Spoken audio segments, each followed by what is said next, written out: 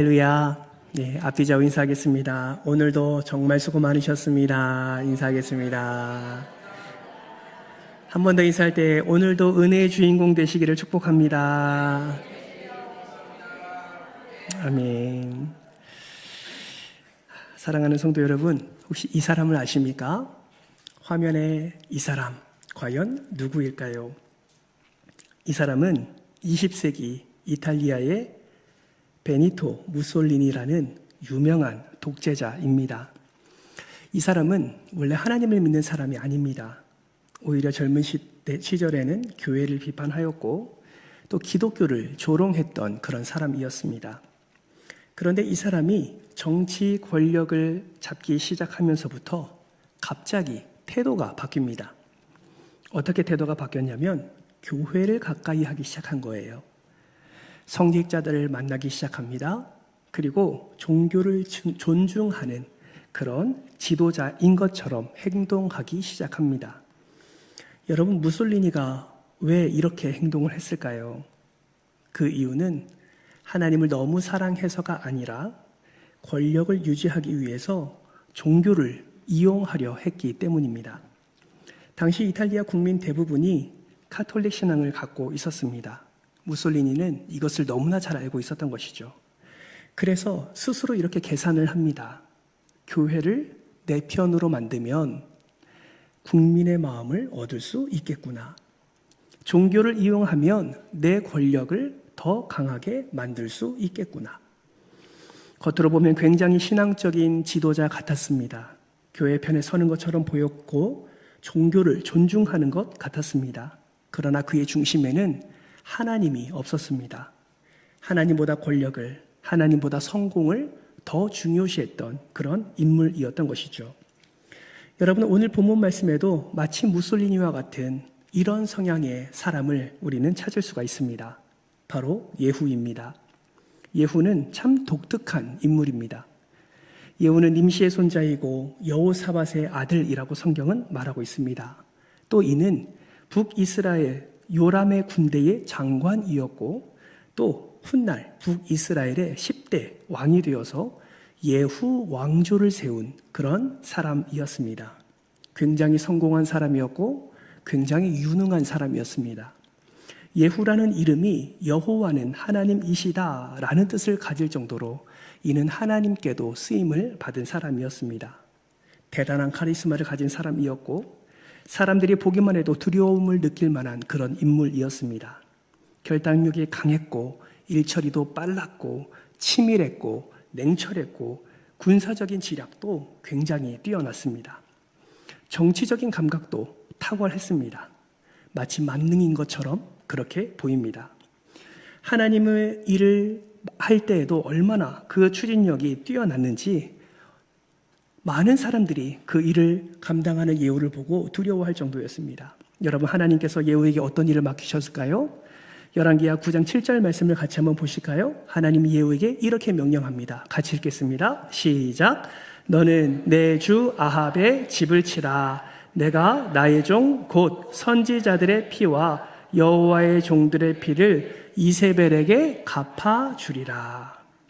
하나님이 예후에게 이 사명을 허락해 주셨습니다. 아합과 이세벨이 너무나 악했기 때문이죠.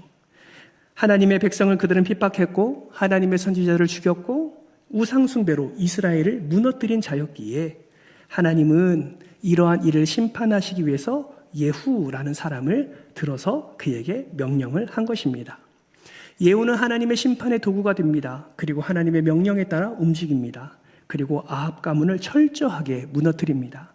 온 나라가 피바다가 될 정도로 그렇게 무서운 심판을 아합은 일으킵니다. 그런데 문제는 무엇입니까? 예후는 하나님의 명령을 행할 능력은 있었지만 하나님 앞에서 온전한 자가 아니었다라는 것입니다. 겉으로는 하나님을 위하는 것처럼 보였지만 실제로는 자신의 야망과 권력을 더 사랑했다라는 것이죠. 한마디로 신앙이 중심인 삶이 아니라 상황에 따라서 변하는 사람이 바로 예후였다라는 것입니다. 오늘날에도 이러한 자를 쉽게 찾아볼 수 있지요. 어디서 찾아볼 수 있습니까? 예배당 안에서 찾아볼 수 있습니다. 여러분, 예배당 안에서 거룩한 예배자인 것처럼 보입니다. 실제로요, 제가 여러분을 봐도요, 여러분은 정말 거룩한 예배자처럼 보입니다. 하나님을 기뻐하고 찬양할 때 마음 다해 찬양하고 기도할 때 부르짖어 기도하고 그러한 모습을 볼 때 하나님이 얼마나 기뻐하실까? 하나님이 그들의 마음을 받으시고 얼마나 흥향하실까라는 생각을 해보게 됩니다. 그런데 예배자의 자리가 벗어나 삶으로 나아가면 어떠한 모습으로 살아갑니까? 세상과 똑같은 삶을 살아가는 이들도 너무나 많다라는 것입니다. 술자리에서는 세상과 똑같이 행동하고 욕심 앞에서는 세상 사람들과 똑같이 행하면서 교회에 나와서는 거룩한 척을 하는 모습을 우리 안에도 있을 수 있다라는 것이죠. 예후가 바로 그런 자의 모습을 가지고 있었다라는 것입니다. 그래서 여러분, 오늘은 우리가 말씀을 함께 나눌 때에 어떠한 관점으로 말씀을 듣고 또 묵상해야 하냐면, 예후라는 인물을 통해서 하나님께서 명령하시고 아합과 이세벨을 심판하신 것도 분명히 있지만 또 그 예후의 모습을 통해서 우리의 삶을 비춰보고 우리가 살아가는 오늘의 삶, 우리의 신앙의 삶이 어떤지를 우리는 점검해 보아야 합니다. 과연 나는 이 시대 속에서 어떻게 반응하며 살아가고 있는가? 예후처럼 동일하게 세상 사람들과 똑같은 욕심과 정욕과 교만에 빠져 살아가고 있지는 않는가? 하나님의 명령을 듣고 하나님의 명령을 수행한다고 하지만 상황이 되면 마음을 바꾸듯 그렇게 세상 사람들과 똑같이 살아가고 있지는 않는가? 이러한 모습을 오늘 우리는 말씀을 통해서 점검해야 될 줄 믿습니다. 세 가지를 함께 살펴볼 텐데 이 시대에 대한 우리의 반응 세 가지를 살펴보면서 여러분의 삶을 점검해 보시고 혹여나 여러분 삶에 예후와 같은 모습이 있다면 오늘도 하나님 앞에 겸손히 엎드리는 저와 여러분 되시기를 주님의 이름으로 축복합니다. 예후의 모습을 통해서 우리가 확인할 수 있는 이 시대의 반응, 첫 번째는 무엇일까요? 바로 선한 영향력으로 반응해야 한다라는 것입니다. 앞서 말씀드린 것처럼 예후는 정말 강력한 리더십을 가지고 있었습니다. 아합 가문을 숙청할 때 일사천리로 처리합니다. 약간의 잡음도 허용하지 않습니다. 확실하게, 정확하게, 신속하게 그는 모든 것을 정리해 버립니다. 목표를 향해 거침없이 달려가면서도 강한 추진력과 리더십을 발휘했던 사람이 바로 예후입니다. 리더십의 권위자인 존 맥스웰은 리더십을 다른 말로 이렇게 표현했습니다. 영향력이다 라고 표현을 했습니다. 여러분, 영향력이 무엇입니까? 예를 들면 이런 것이죠. 우리가 어렸을 때 부모님 밑에서 자라면서 이런 생각 한 번쯤 하지 않았습니까? 나는 아버지처럼 혹은 어머니처럼 저렇게 하지 않을 거야. 이런 생각을 한 번 정도는 해보게 됩니다. 그런데 어떻습니까? 닮지 말아야겠다고 결단했던 그 모습이 살아가다 보면 내 삶 속에서 고스란히 드러나는 것을 우리는 발견할 때가 있습니다. 또 자녀들을 보면서 제발 이것만큼은 나의 모습을 안 닮았으면 좋겠다라고 생각한 적도 우리는 있습니다. 희한하죠? 꼭 그런 것만 닮습니다. 여러분, 이것이 영향력이다라는 것입니다. 여러분, 우리는 생각해 봐야 됩니다. 하나님의 자녀가 된 우리는 이 세상 속에서 어떤 영향력을 끼치며 살아가는지를 여러분 생각해 봐야 됩니다. 나의 모습을 통해서 하나님의 자녀의 모습이 드러나고 있는지, 내 말과 행동을 통해서 하나님의 살아계심을 다른 이들이 경험하고 있는지 우리는 점검해 보아야 합니다. 여러분, 무엇으로 점검할까요? 내 삶의 열매를 통해서 점검할 수 있습니다. 여러분, 사과나무에는 어떤 열매가 맺힙니까? 예, 정답입니다. 배나무에는 어떤 열매가 맺혀요? 똑똑하시네요. 감나무에는 어떤 열매가 맺힙니까? 감이 맺힙니다. 그러면 성도의 나무는 어떤 열매를 맺혀야 됩니까? 성도의 열매가 맺어져야 되는 것이죠. 여러분, 성도가 무엇입니까? 거룩한 무리가 아닙니까? 거룩함의 열매가 맺혀져야 되고 진실함의 열매가 맺혀져야 된다라는 것입니다. 성도의 삶에는 예수 그리스도의 향기라는 열매가 맺혀져야 된다라는 것이죠. 여러분, 이런 말이 있어요. 성도의 영향력은 세상이 인정한다라는 말이 있습니다. 성도의 영향력은 세상이 인정한다. 여러분, 이것을 고스란히 드러내는 말씀이 바로 사도행전에 기록되어 있어요. 여러분, 초대교회를 한번 보십시오. 초대교회 성도들은 엄청난 영향력을 끼치며 살았습니다. 사도행전 11장 26절 말씀 우리 같이 한번 읽어볼까요? 함께 읽겠습니다. 사도행전 11장 26절 시작. 만남에 안디옥에 데리고 와서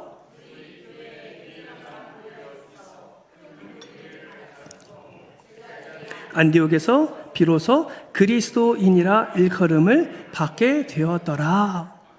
그리스도인이라 일컬음을 받게 되었더라. 이 말은 무엇을 의미합니까? 안디옥 교회 성도는 스스로를 그리스도인이라고 부르지 않았다는 거죠. 이 말은 세상 사람들이 안디옥 교회 성도들을 유심히 살펴보니까 저 사람은 진짜 그리스도인이야. 여러분, 그리스도인이 무엇입니까? 그리스도 안에 있는 사람을 그리스도인이라고 하잖아요.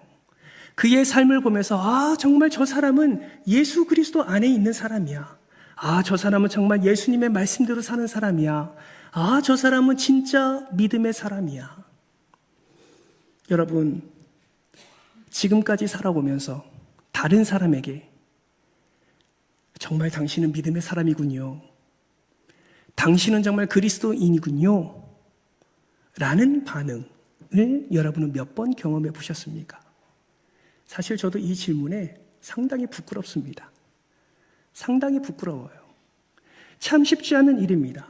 그런데 초대교회 성도들, 안디옥 교회 성도들은 그러한 선한 영향력을 나타내었다라는 것입니다. 여러분, 이러한 선한 영향력을 나타내는 게 쉽습니까? 어렵습니까? 질문이에요. 대답해 주세요. 쉬워요? 어려워요? 예, 대부분 그렇게 얘기합니다. 왜요? 내가 그렇게 살아가지 못하는 것 같기 때문에 그렇습니다. 그렇다면 여러분, 한 가지 제가 질문 드릴게요. 조직폭력배가 3명 갇혀있는 감옥에 예수님이 그 감옥에 함께 있다면 여러분, 예수님이 조직폭력배가 되겠습니까? 아니면 3명의 조직폭력배가 예수님처럼 선한 사람으로 바뀌겠습니까? 누가요? 조직폭력배가 선한 사람으로 바뀌어요? 그 이유가 무엇일까요? 그렇죠. 예수님의 능력이죠. 여러분, 예수님은 어둠에 물들지 않습니다. 예수님은 선한 영향력을 나타내신 것이죠. 예수님은 어둠을 이기셨습니다. 예수님은 죽음을 이기셨어요. 예수님은 부정을 이기셨습니다. 예수님은 거짓을 이기셨어요. 여러분, 조직폭력배에서 3명이 아니라 1000명, 10,000명이 된다 할지라도 예수님이 그 가운데 계시면 그곳이 변화될 줄 믿습니다. 여러분, 믿으십시오. 그렇다면 내 안에 예수가 있다면 나는 어떻게 살아갈 수 있겠냐라는 것이죠. 반대로 내가 만약에 선한 영향력을 미치며 살아가지 못한다면 그 이유가 무엇이냐라는 것이죠. 여러분, 지금 선한 영향력을 나타내며 살아가지 못하고 있습니까? 세상이 나에게 주는 여러 가지 피드백에 여러분은 세상 사람들과 똑같이 생각하며 세상 사람들과 똑같이 반응하며 그렇게 살고 있습니까? 그렇게 살고 있다면, 선한 영향력을 나타내고 있지 못하다면, 세상 사람들이 우리를 보기에 똑같은 세상 사람들과 똑같다라고 그렇게 말을 하고 있다면 여러분 기억하세요. 우리는 살아있는 신앙생활을 지금 하지 못하고 있는 것입니다. 우리 안에 복음의 뜨거움이 지금 식어져 버리고 있다라는 것이죠. 우리의 영적 야성이 지금 죽어가고 있다라는 증거라는 것을 여러분 잊지 마십시오. 앞서 말한 대로 예수 그리스도가 정말 그 조직폭력배를 선하게 바꿀 수 있는 영향력이 있는 분이라고 믿으신다면 예수 안에 거하는 우리는 반드시 우리를 통하여서 선한 영향력을 나타낸다는 사실을 여러분 믿으시기를 주님의 이름으로 축복합니다. 질문합니다. 여러분의 안에 있는 예수님은 살아계십니까? 죽어 계십니까? 다시요. 살아계십니까? 죽어 계십니까? 살아계시죠. 그러니 여러분, 앞서 질문에 선한 영향력을 나타내는 것이 어렵습니까? 쉽습니까? 어렵다라고 표현하기 이전에 먼저 내 안에 살아계신 예수 그리스도를 더욱 굳게 붙잡는 저와 여러분 되시기를 주님의 이름으로 축복합니다. 그리스도인은 세상에 살아가는 것이 문제가 아니라 당연히 세상 속에 살 수밖에 없는 존재이기에 그 세상에 살아가면서 세속적으로 변해버리는 것이 아니라 더 살아계신 하나님을 붙잡고 더 예수 그리스도 안에서 빛과 소금의 영향력을 나타내며 살기를 힘쓰는 자들이 성도요 그리스도인이라는 사실을 반드시 기억하시기를 바랍니다. 정말 소망하기는 여러분의 말과 행동 가운데 그 예수 그리스도의 선한 영향력이 많은 이들을 변화시키는 놀라운 역사가 일어나기를 다시 한번 주님의 이름으로 축복합니다. 두 번째는 믿음을 사수함으로 반응을 해야 합니다. 예후는 하나님의 기름 부음을 받고 왕으로 세워졌습니다. 그리고 아합 가문을 철저하게 무너뜨렸습니다. 정치, 권력을 장악했고 이제 종교까지 장악하려고 합니다. 문제는 앞서 말씀드린 대로 예후는 하나님 앞에서의 온전한 사람이 아니었다라는 것이죠. 반쪽짜리 신앙을 가진 인물이었습니다. 그러나 이거 하나는 알고 있었어요.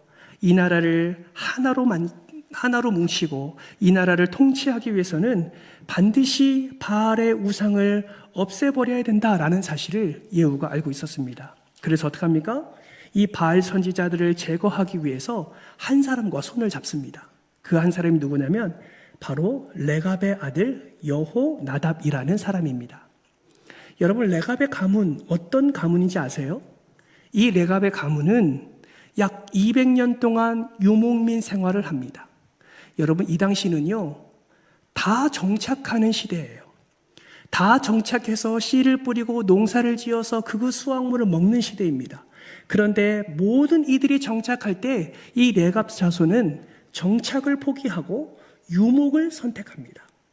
돌아다니면서 생활하는 것을 선택합니다. 무려 200년 동안 그렇게 살아갑니다. 여러분, 왜 그런 선택을 했습니까? 믿음을 지키기 위해서 그렇게 했습니다. 신앙을 지키기 위해서 그렇게 했어요. 조상이 말합니다. 너희는 믿음을 지키고 신앙을 지키기 위해서 정착하지 말고 유목 생활을 해라. 그 한마디를 하나님이 주신 말씀으로 받고 이들은 200년 동안 유목 생활을 합니다. 세상에 많은 사람들은 정착하며 씨를 뿌리며 풍요의 상징인 풍요의 신인 바알과 아세라를 묵상할 때 레갑 자손들은 비록 유목 생활을 했지만 하나님을 선택하고 하나님을 기뻐하는 삶을 살기를 애썼다라는 것입니다. 여러분, 이것을 통해서 우리는 무엇을 알 수 있습니까? 오늘 이 시대에도 이 신앙을 사수할 수 있다라는 것입니다. 세상이 아무리 어렵고 혼란스러워도 우리는 믿음을 지킬 수 있다라는 것이죠. 물론 유목생활이 얼마나 힘듭니까? 여러분, 쉽지 않습니다. 혼란스럽습니다. 위기를 만날 때도 있습니다. 상황에 민감하게 반응해야 됩니다. 누구처럼 풍요롭게 살 수 있는 상황도 아닙니다. 외롭고 힘든 길일 수 있습니다. 비록 좁은 길일 수 있어요. 그러나 믿음을 위하여, 신앙 사수를 위하여 그들이 선택한 것처럼 오늘 이 시대에 우리도 정말 믿음을 사수하고 그 신앙생활을 선택하면서 우리는 살아갈 수 있다라는 것입니다. 놀라운 것은요, 이 레갑 자손의 여호나답과 손을 잡은 이 예후는 그런 모습을 보면서도 끝까지 하나님 앞에 신앙을 사수하지 않았다라는 것이에요. 무엇을 통해서 알 수 있습니까? 여러분, 열왕기하 10장 28절 말씀을 보실까요? 우리 같이 한번 읽어볼까요? 시작! 예후가 이와 같이 이스라엘 중에서 바알을 멸하였으나. 희한하죠? 레갑 자손의 여호나답과 함께 이 바알 우상들을 제거하는데 예후가 이와 같이 이스라엘 중에서 바알을 다 멸하였도다 라고 끝나지 않고 멸하였으나 라고 마무리를 짓습니다. 이것은 무엇을 의미합니까? 겉보기에 완벽한 승리인 것처럼 보이고 우상 제거라는 완벽한 명령에 수행한 것처럼 보이지만 그 다음에 그 완벽함이 완벽하지 않다라는 사실이 나타난다라는 것을 암시하고 있는 것입니다. 실제로 바알 산당을 화장실로 만들어버리고 바알의 선지자들을 다 죽이는 일을 다 감당했지만 베델과 단의 금송아지는 처리하지 않습니다. 시간이 흘러서 이 이스라엘 백성들은 하나님만을 섬기는 것이 아니라 열왕기하 17장 말씀을 보면 또 바알을 섬기고 라는 표현이 등장합니다. 무엇을 의미합니까? 완전히 우상을 제거하지 못했고 끝까지 신앙을 사수하지 못했기 때문에 결국 그 땅에 다시 바알을 섬기는 우상을 숭배하는 그런 안타까운 일이 일어나게 되었다라는 것입니다. 여러분, 이렇게 믿음을 지킨다는 것은 쉬운 일이 아닙니다. 오늘날도 마찬가지죠. 이 세상 속에 살아가면서 믿음을 지키기가 쉽지 않습니다. 그러나 여러분 기억하십시오. 믿음을 지킨 이들이 있다라는 사실을 기억하십시오. 저는 소망하기는 저와 여러분이 영적 레갑 자손들이 되기를 주님의 이름으로 축복합니다. 당장의 내 눈앞에서의 그 핍박과 그 수고로움과 그 연약함이 있다 할지라도 끝까지 믿음을 지키기 위해 끝까지 그 신앙을 사수하기 위해 나의 조금의 불편을 내려놓고 오직 하나님만 바라보는 그 믿음이 저와 여러분 안에 있기를 주님의 이름으로 축복합니다. 많은 사람들이 세상과 타협한다고 여러분도 동일하게 타협하지 마시기 바랍니다. 많은 사람들이 순결과 순수를 포기하는 그 수많은 사건과 그 상황 속에서 여러분은 거룩한 신부가 되기 위해서 더 힘을 쓰시기를 주님의 이름으로 부탁드립니다. 하나님이 우리 운천교회 성도들을 바라보기에 그래, 너는 그래도 끝까지 믿음을 사수하는구나. 그래, 너는 끝까지 믿음을 사수하는구나. 이러한 하나님의 말이 선포되도록 여러분 저와 그렇게 한번 살아보지 않으시겠습니까? 여러분 하루하루의 삶이 쉽지 않다 할지라도 믿음을 지키는 자에게 하나님의 은혜를 베풀어 주실 줄 믿습니다. 옆에 분에게 이렇게 축복할까요? 끝까지 믿음을 사수합시다. 아멘이십니까? 꼭 사수하시기를 바랍니다. 여러분 믿음을 사수한 자는 그 불이 꺼지지 않습니다. 왜요? 하나님의 등불은 꺼지지 않기 때문에 그렇습니다. 아무리 세상이 조롱하고 핍박해도 하나님의 백성은 다시 일어날 수 있습니다. 왜요? 예수 그리스도가 이미 승리하셨고 예수 그리스도가 우리를 일으키실 줄 우리는 믿기 때문에 그렇습니다. 밟힐 수 있습니다. 그러나 살아날 것입니다. 넘어질 수 있습니다. 그러나 일어날 것입니다. 하나님 끝까지 우리를 가장 선한 길로 인도해 주신다는 사실을 여러분 기억하시기 바랍니다. 1967년 여러분 6.1 전쟁이 일어났습니다. 이스라엘과 아랍권 국가들 사이의 전쟁이에요. 여러분, 이 6.1 전쟁은 이스라엘의 200만 명의 사람과 아랍권 2억 명의 사람이 붙은 전쟁입니다. 여러분, 누가 이겼습니까? 200만 명인 이스라엘이 이겼습니다. 어떻게 이겼습니까? 인간적으로 보면 승산이 없습니다. 그러나 이스라엘 백성들은 결국 승리했습니다. 이 전쟁을 지휘했던 이스라엘 장군 모세 다이아는 그 전쟁을 일으키면서 이렇게 선언합니다. 이스라엘에는 반드시 승리하게 할 신무기가 있다. 많은 사람들이 깜짝 놀랍니다. 엄청난 비밀 무기나 혹여나 핵무기를 가지고 있지 않나 수많은 그런 이야기들이 오고 갔습니다. 결국 6.1 전쟁, 6일 만에 이스라엘의 승리로 끝나는 너무나도 허무한 전쟁이 끝나게 되었습니다. 많은 사람들이 묻습니다. 도대체 그 신무기가 무엇입니까? 그때 모세 다이안 장군이 이렇게 말합니다. 우리의 신무기는 시편 121편입니다. 그러면서 시편 121편 1절과 2절 말씀을 낭독했습니다. 그 말씀이 무엇인지 같이 한번 읽어볼까요? 함께 화면을 보면서 읽겠습니다. 시작. 내가 산을 향하여 눈을 들리라. 나의 도움이 어디서 올까? 나의 도움은 천지를 지으신 여호와에게 서로다. 아멘. 우리의 신무기가 되기를 주님의 이름으로 축복합니다. 사랑하는 성도 여러분, 하나님을 끝까지 믿음으로 붙드는 자는 결코 망하지 않습니다. 하나님이 절대로 버리지 않습니다. 세상과 타협하지 않고 좁은 길이라도 믿음으로 걸어가는 사람을 하나님께서는 반드시 승리하게 하실 줄 믿습니다. 끝까지 믿음을 사수하시는 저와 여러분 되시기를 주님의 이름으로 축복합니다. 마지막 세 번째는 하나님을 사랑함으로 전심으로 반응을 해야 합니다. 오늘 본문을 보면 하나님을 향한 예후의 마음이 어땠습니까? 그는 반쪽짜리 신앙생활을 했다라고 말씀을 드렸습니다. 그는 하나님의 은혜로 왕이 되었지만 어느 순간부터 하나님을 위한 정치가 아니라 정치를 위해 하나님을 이용하기 시작했습니다. 하나님을 향한 동기가 순수하지 않았다라는 것이죠. 여러분, 성경은 이런 사람을 위선자라고 말합니다. 겉으로는 하나님을 위하는 것 같지만 실제로는 자기 욕망과 야망을 위해 살아가는 사람을 일컫는 말이죠. 예후는 성공과 권력을 붙잡기 위해 하나님보다 자기 자신을 더 사랑했던 것입니다. 이러한 모습이 어디에서 나올까요? 열왕기하 10장 16절 말씀을 통해서 확인할 수 있습니다. 같이 한번 읽어볼까요? 함께 읽겠습니다. 시작. 이르되 나와 함께 가서 여호와를 위한 나의 열심을 보라. 여러분, 말씀을 잘 보세요. 예후는 누구의 열심이라고 말하고 있습니까? 나의 열심이라고 말합니다. 하나님의 열심이 아닙니다. 하나님을 위한 것 같지만 결국 나의 열심을 보라라고 지금 말하고 있는 것입니다. 이것을 통해서 무엇을 말하고 있습니까? 자신의 의를 드러내고 자기의 공로를 자랑하는 모습을 우리는 발견할 수 있는 것이죠. 예후는 베델과 단의 금송아지를 섬기는 죄를 범할 뿐만 아니라 하나님의 율법을 전심으로 지켜 행하지 아니하는 죄까지 그렇게 나타내게 된 것입니다. 사랑하는 성도 여러분, 왜 이런 죄를 범할까요? 왜 이런 죄를 범하겠습니까? 그는 하나님을 전심으로 사랑하지 않기 때문에 그렇습니다. 저는 소망합니다. 우리 교회 성도들이 위선자가 되지 않았으면 좋겠습니다. 특별히 여기 예배 참석하신 분들은 하나님을 사랑하기 위해서 사랑하기 때문에 이 자리에 나오신 줄 저는 믿습니다. 그러나 가끔가다 우리의 마음의 교만함과 욕심으로 인해서 지금 예후처럼 하나님을 위한 정치, 하나님을 위한 사역, 하나님을 위한 섬김, 하나님을 위한 봉사가 아니라 나의 의를 드러내기 위해서 때로는 나의 유익을 위해서 하나님을 이용하는 일들이 얼마나 많이 일어나는지 모릅니다.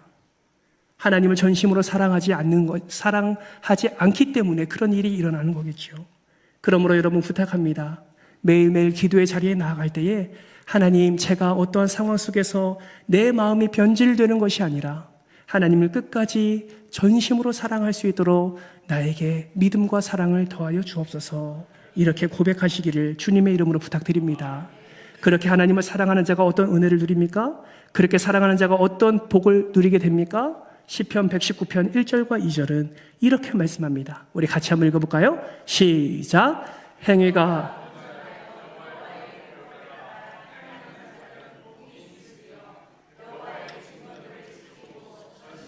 여호와를 구하는 자는 복이 있도다. 아멘. 여러분, 어떻게 은혜를 누린다고요? 전심으로 여호와를 무엇하는 자? 구하는 자. 무엇하는 자? 구하는 자. 하나님을 사랑하는 자는 여호와를 구할 수밖에 없습니다. 여호와를 구하는 자는 하나님의 뜻대로 살아갈 수밖에 없습니다. 왜냐하면 하나님을 전심으로 사랑하기 때문에 그렇습니다. 그러므로 여러분, 여러분의 사역과 여러분의 섬김을 점검해 보십시오. 여러분의 예배를 점검해 보십시오. 내가 정말 예수를 사랑하는 마음으로 이 자리에 나왔는지, 내가 정말 그를 사랑함으로 내 마음을 쏟아내고 있는지, 아니면 형식으로 지금 이 자리에 나와서 어쩔 수 없이 하나님 앞에 엎드려 있는지 여러분 점검해 보시기를 바랍니다. 사랑하는 성도 여러분, 전심으로 주를 사랑하며 전심으로 예배하며 전심을 다하여 섬기며 전심을 다하여 주님께서 명령하신 것을 우리가 순종하며 행할 때 우리의 영혼은 반드시 살아나게 될 줄 믿습니다. 왜요? 하나님의 은혜가 우리의 심령 가운데 부어지기 때문에 그렇습니다. 잠언 3장 5절은 이렇게 말씀합니다. 같이 읽습니다. 시작. 너는 마음을 다하여 여호와를 신뢰하고 내 명철을 의지하지 말라. 아멘. 여러분, 이 말은 무엇입니까? 무엇을 말하는 거예요? 여호와를 신뢰하라는 거예요. 하나님을 의지하라는 거예요.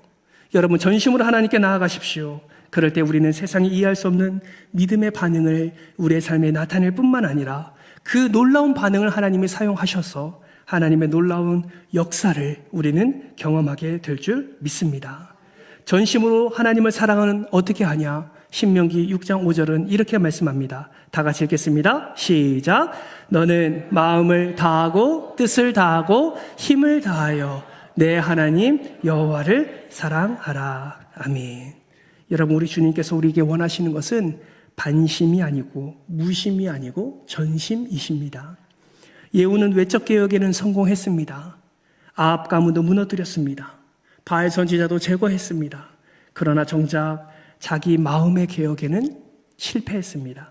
사랑하는 성도 여러분, 지금 이 시대에 가장 필요한 것이 무엇일까요? 외적 개혁도 필요하지요. 마음의 개혁도 필요합니다. 전심으로 하나님을 사랑할 수 있는 마음의 개혁이 먼저 되어야 될 줄 믿습니다.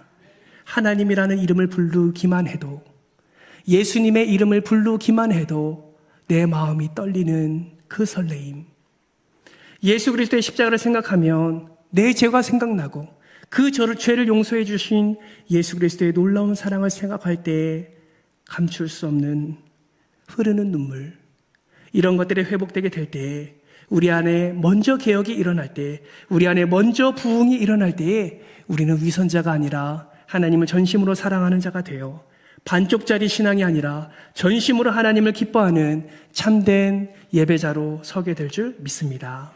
말씀을 맺겠습니다. 예후는 겉으로는 정직하게 행하는 것처럼 보였지만 전심으로 하나님께 나아가지 않았습니다.